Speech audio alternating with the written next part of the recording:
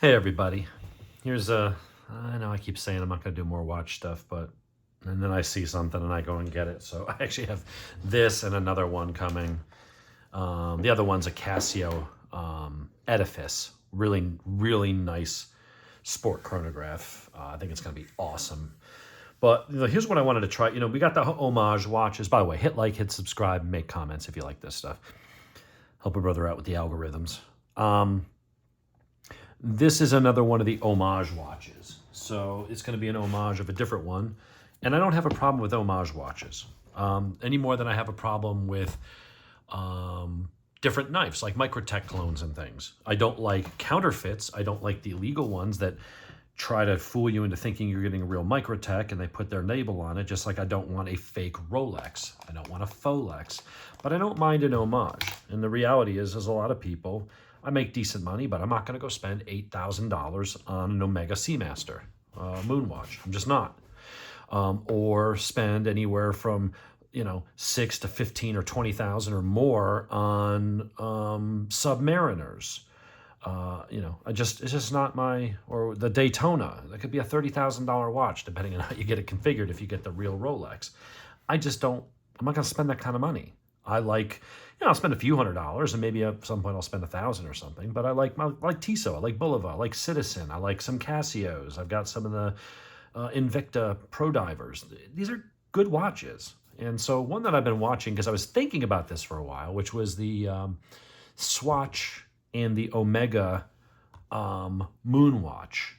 And it looked really cool. And it's got the Omega name on it because it's a collaboration between Omega and Swatch. And I believe Swatch owns Omega. Swatch is the parent company, I believe. I think that's what I read. Somebody can fact check me on that. But that watch is hard to get. It's still a few $100s. I think they're $250 to $350, something like that. And sometimes you're paying over retail because you can't find them, so you got to buy them on the secondhand market. And you're still getting you're getting that look of the Seamaster, but it's a plastic case. They call it bio-resin, whatever. You're buying a plastic Swatch for $250, and it's got poor water resistance and stuff like that. So these guys have been getting phenomenal reviews, and they're like, if you want the Moonwatch and you don't want to pay the Moonwatch price, whether that be the paying $8,000, $9,000, $10,000 for the Omega version, or paying a few $100s for the plastic Swatch version, but you want that look and feel. And again, we're not talking about we're not talking about counterfeits. We're not talking about a fake. We're talking about someone taking that design, maybe changing a little bit, but basically putting their own spin on it and their own label, and not trying to, make you think you're getting an actual, and I don't have a problem with that. I never have. It's fine. I don't have a problem with cover bands. If I want to spend $800 and go see Aerosmith or U2 or something, or Taylor Swift, then go do that. Some people are like, yeah, I'll just go see the Bon Jovi cover band for $20 at the local pub. And it's okay. You're not going to see Bon Jovi, right? Anyway, so nice enough little packaging. It's got a little magnetic flap there to kind of keep it closed. This is the model, if you want to zoom in on that or pause that for a moment. I'll put a link. This is the model 1701, which is a reference to Star Trek, USS Enterprise. Now, they have different configurations with slightly different colors, different watch bands, things like that. I went for this one. And apparently this one is one that maybe somebody must have returned. Oh, no, it's got the cover on the front. Yeah, it doesn't have some of the protection. It's got some of the stuff on there on the buttons. We'll need to peel off that blue. All right, but what do we have? So we've got a Seamaster homage. I don't have a real one to put up next to it because I would never spend that kind of money. When you look at the specs on this, they are saying it is. They're saying that it is sapphire crystal. It's a nice domed. I'm doing this one at 4K because I want you to see the results. So it's a nice size. It doesn't rotate. It does have a ceramic insert. I don't know if it's ceramic or sapphire, but it's not just painted metal on the dial. I believe this is a 40 or a 42 mil. I think it's around 13.5 or something like that. The specs will be in the link. It's using this very cool, almost like black denim-ish kind of nylon web. Looks nice. Nice and flexible. It's a little smaller than I thought. I was actually expecting it to be quite a bit bigger along the lines of some of my others. But you've got a... uses like a VK63 or 64 quartz movement from Seiko. And that's the beauty of some of these, is that, you know, they're not spending a ton of, because you think, well, how good can a watch be for $84? Well, it turns out pretty good.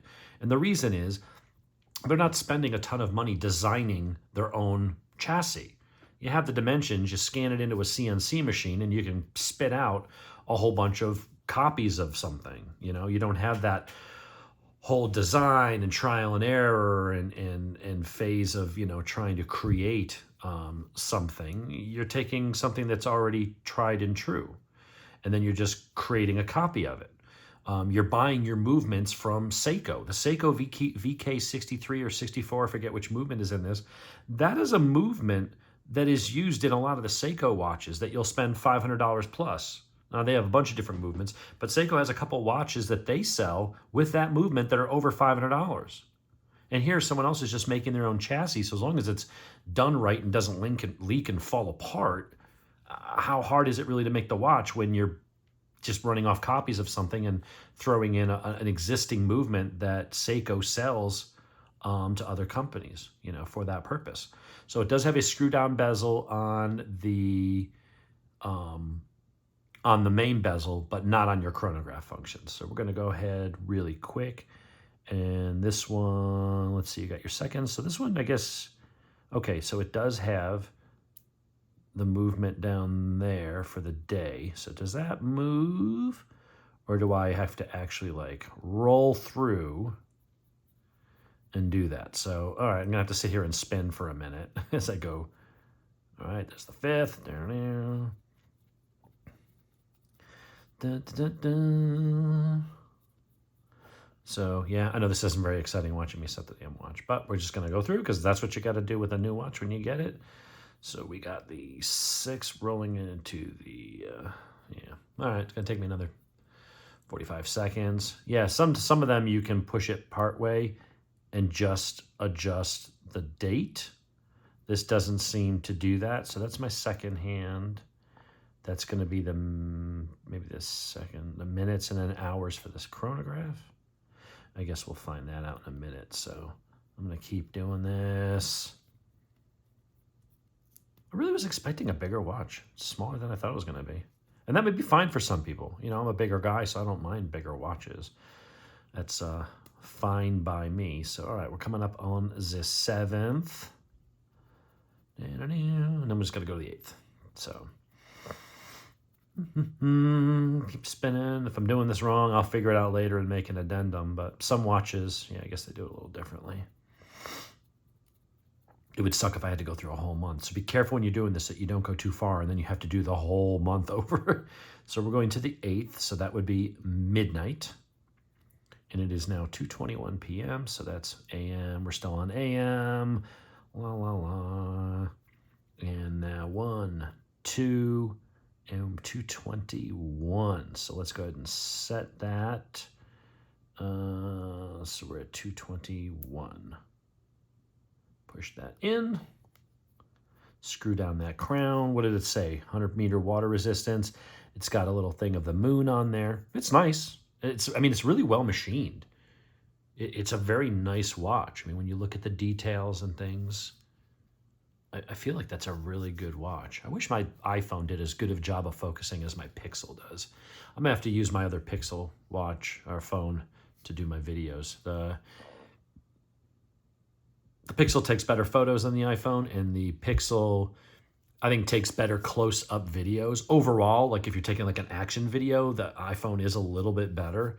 But on the iPhone 15 Pro here, I'm noticing sometimes in my videos, it's a hard time focusing on things up close.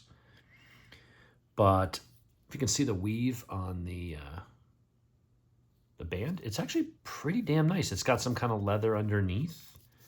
Should be washable. I don't know if it's genuine leather. Can't really see what it says on there, at least in this lighting. So we've got the time set. Click for your stopwatch. Okay. And then reset. So what I like about it is it almost feels like a mechanical watch. It doesn't sweep back. Now, I like the way the sweep looks, but this does look very classic. Should. It's a copy of that Seamaster moon watch from Omega. But you've got your nice sweeping second hands. They do seem to align pretty well with the markers. So I guess this down here is like showing your 24-hour. All right, so let's go through the complications. We'll reset that, but watch how it just snaps back like a mechanical. Bonk, right back. And it's almost perfectly on point. It's off a tiny bit, but I'm not one of those people that worries about that. So when you look at this dial, you've got your, hour and minute hands. This is version 3, by the way. The version 2, people didn't like that the hands were more of a muted. They weren't a brighter white that gives you a nice contrast that you could tell at a moment's, just a quick glance. So they did change that for the V3. So you've got your second hand sweep, which is your chronograph, your normal second sweep for the clock, for the watch. This dial down here is a 0 to 2300, so basically it's a 24-hour. I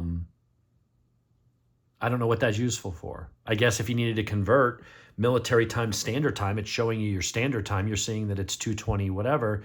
But as far as the hours, you say, okay, well, what is 2 p.m.? Well, I know off the top of my head, that's 1400 hours. And that's what that's showing on that complication right there. And then you've got your minutes over here. Now, I have heard that it's basically just a 1-hour stopwatch. And that's okay, because I don't normally use a stopwatch for timing all that much. But it's just nice to have if you do need something to say, okay, 30 seconds, go.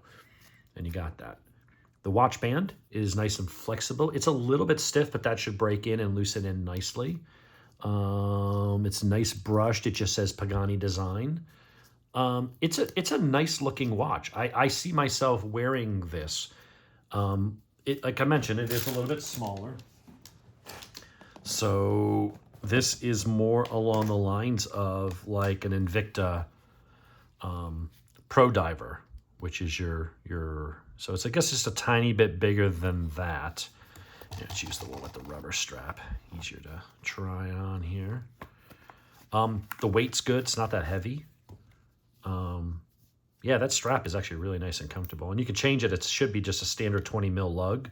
So I've got like other watch bands and things in different colors, black with a red stripe. So instead of blue with the white, which I felt looked nicer here, I've got, just a regular black ones. But honestly, this strap actually is a little bit classier. It looks a little nicer than the rubber type bands. But as a side-by-side, you can see if this is a 39, then that might be a 40 or a 42. It's just a tiny bit bigger. But it is smaller than the 44. I know that one's a 44. It's certainly smaller than some of these other ones. So it's a nice in-betweener watch. It's a little bit bigger than what your at least this version of an homage of a Submariner would be, the 39 or whatever that is. But it's a really nice little watch. I'm really kind of digging this. This is it says clearly Pagani Design, Chronograph, and that's it. It doesn't have any of the side branding, using the side as a billboard like you see on the Invictas. They're very proud of their name, like to put their name. Maybe they're so paranoid they don't want people to think they're trying to pretend to be a Rolex that they just put their brand all over the place, there, on the sides, on the clasp. Here it's just very subtle. Pagani Design, Pagani Design. It's a really nice watch. And if it is actually sapphire and it is actually waterproof to 100 meters, that's one I think you should really, strongly consider having in your collection. Why not? There's no real reason not to. If you're one of those people that you really love the idea of, having the actual moon watch, well, there's some out there, but you're going to really pay through the nose. You're talking thousands, plural, of dollars to get yourself one. And if you go with the Swatch version, Yeah, that one's, you know, actually licensed by Omega, but it's still a Swatch watch. It's still plastic.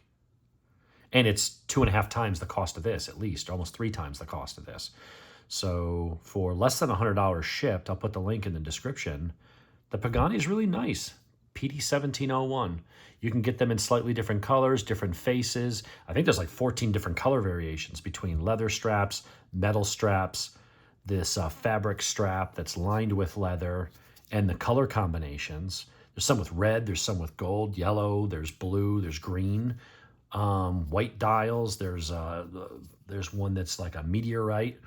There's some really cool combinations. I was going for just, you know, kind of keeping it sort of simple, but I would say putting it up next to, I mean, you can tell when you look at this bezel that that is ceramic versus this one just being painted. This is the Olev's homage to the Rolex Daytona, which is a very pretty watch. You know, it's very well done. This looks and feels like a nicer, higher quality watch, though. Just the feel of it, the heft, just, I don't know. There's just some different here. Then again, that was $35 and this was 80-something dollars. So it is 3 times the price while still being, you know, right in line with a Casio. I like this Expedition a lot, except I'm noticing that there's the dial is so damn busy. You have to really look at it for a minute to go, well, where is the minute and hour hands? Like right now, you can sort of see where the minute hand is, but where's the hour hand? I'm almost probably going to take this out of my rotation, maybe give this one away. Maybe the black face with the white would have been better. And I'm bringing this up not to get sidetracked with another watch than what I'm supposed to be discussing. But you can see where some of the version 1 and 2 of this watch had the more muted hour and minute hands. And they didn't use a higher contrast white. And so the hands were disappearing into the busyness of the different complications and markers and the wording. This is just taken to a whole nother level. This is kind of what they were talking about where, yeah, it's there, and, you know, but it's just at a glance, I look at any of these other watches and I instantly know what time it is, like with a fleeting glance. Here I have to actually look for it. Here I don't. Very clear. Just like any of these, you know right where the hands are, you know exactly what's going on. So I'm going to give that a big thumbs up, that a high seal of approval. That is a really nice watch. We'll see what kind of time it keeps. I'm hoping this one wasn't a returned one, and if it was, I don't know. We'll see. But that's it. There is your homage. Everything looks pretty damn straight. Things do line up pretty damn well. So I don't have a problem with it. All I've got to do is just take out those little blue protections. They put that stick-on stuff on the end and just clean that up and get any of that adhesive off. And there you have it. So that's all I can say. If you don't want to spend $8,000 and you don't mind spending $84,000, there's your answer. If you want that, or if you can find a Swatch for $200, $300, $400, you know, you can go that route too. But I didn't want the plastic one. Like if I'm only going to get an homage anyway, I might as well go with this one and have it actually be stainless steel and not a piece of plastic, and save some money while I'm at it. All right, everybody, have a good one.